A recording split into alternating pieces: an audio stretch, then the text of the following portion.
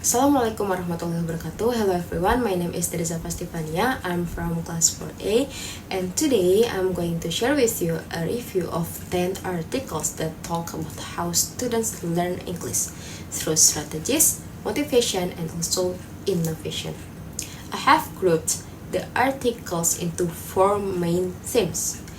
The first, those that focus on learning strategies, especially metacognitive ones, and then articles that talk about motivation, and after that we will look into strategies for young learners, and finally I'll cover how technology and curriculum innovation help in language learning. Let's start with the first cluster. Cluster A, Learning Strategies and Metacognitive Awareness, Articles 1, 2, 4, 5, and 6. Many of the articles I read agree on one thing, that metacognitive strategies like planning, monitoring, and reflecting are key to successful language learning. The first article by Ahmad gives a big picture of what language learning strategies are and how effective they can be. It categorizes strategies using Oxford framework like cognitive, social, and affective. The benefit is that it helps both teacher and learners understand what kinds of strategies they can use. One strength is how clearly it presents the information using tables that are easy to follow, but the article only studies a small group of PhD students, which makes it hard to apply to larger or younger groups. This idea connects well with the second article by Nadif, who focuses on Moroccan university students. He found that metacognitive strategies are not only popular but also tied to academic achievement. The benefit here is that it gives teachers evidence that helping students become aware of their learning habits can actually improve performance.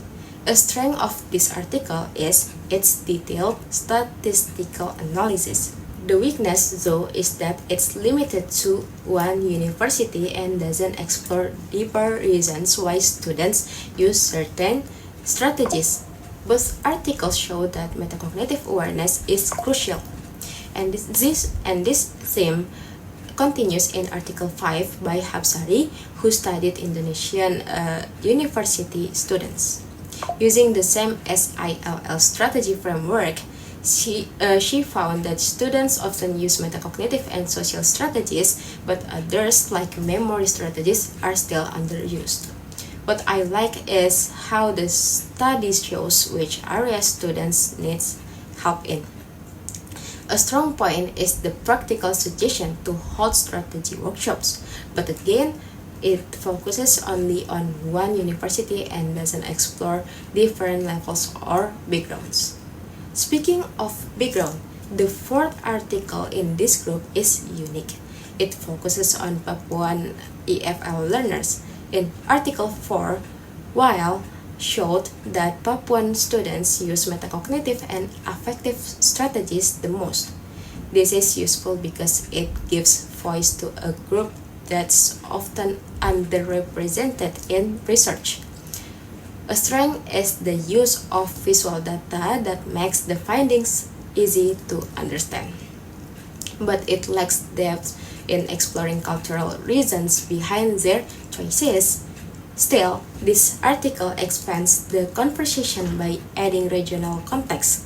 Lastly, in this cluster is Article 6 by Santi Hastuti, comparing successful and unsuccessful high school students.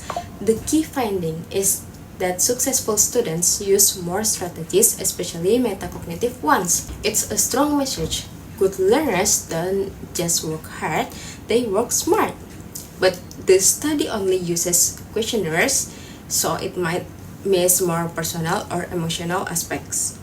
Still, it helps us see how learning strategies awareness must start even from high school.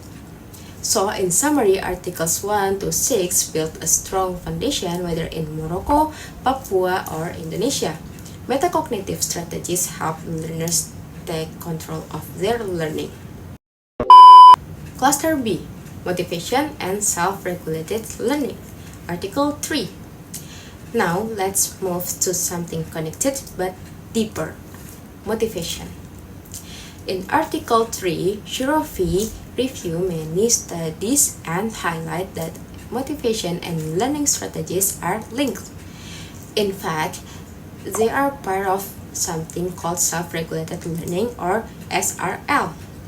The benefit of this article is how it connects strategy used with emotional and motivational factors. It also includes clear visuals that show trends in research. The weakness is that it only includes high-ranking journals, which might leave out more practical or small-scale studies. But it fits well with the earlier articles. While Articles 1 to 6 talk about what strategies students use, this one asks why they use them, and the answer is often motivation. Cluster C, Strategies for Young Learners, Articles 7 and 9. Now let's look at different group, young learners. Their learning process is different, so their strategies must also be different. In Article 9, Kurzweil develops a special taxonomy for language learning strategies used by children. The benefit is that it fills a research gap since most strategy studies focus on adults.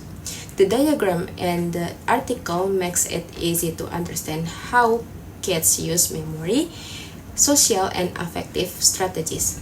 But the study is based on only one private school in Turkey.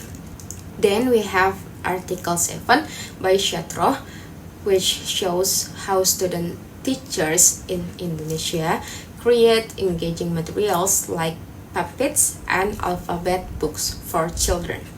This article is very practical. Its strength is the visual examples which show real student projects. But again, the materials were not tested in a real classroom. These two articles go hand in hand. Article 9 explains how kids learn and Article 7 shows how to teach them better. Cluster D, Technology and Innovation, Articles 8 and 10. Finally, let's talk about technology and innovation in curriculum. In Article 8, Ping Wang and Cora Neikic studied a mobile app that uses gamification and task-based learning to improve writing. It's exciting to see how digital tools can increase motivation and writing performance.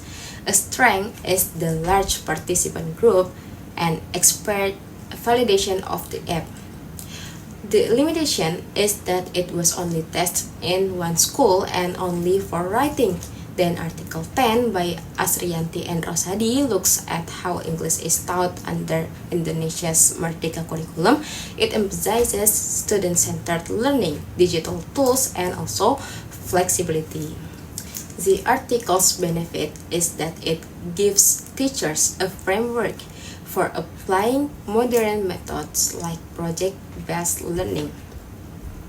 Its weakness is that it's based only on secondary sources. These two articles are a great closing point. They show that language learning is no longer just about books and paper, but also about innovation, creativity, and student autonomy. And they tie back nicely to the first articles about metacognitive learning and motivation, because to use technology well, students must also be aware, motivated, and strategic. To conclude, these 10 articles together tell one complete story, that effective English learning happens when students use the right strategies, when they are motivated, when teachers adapt to their age and background, and when students are open to innovation. Thank you very much for your attention. Assalamualaikum warahmatullahi wabarakatuh.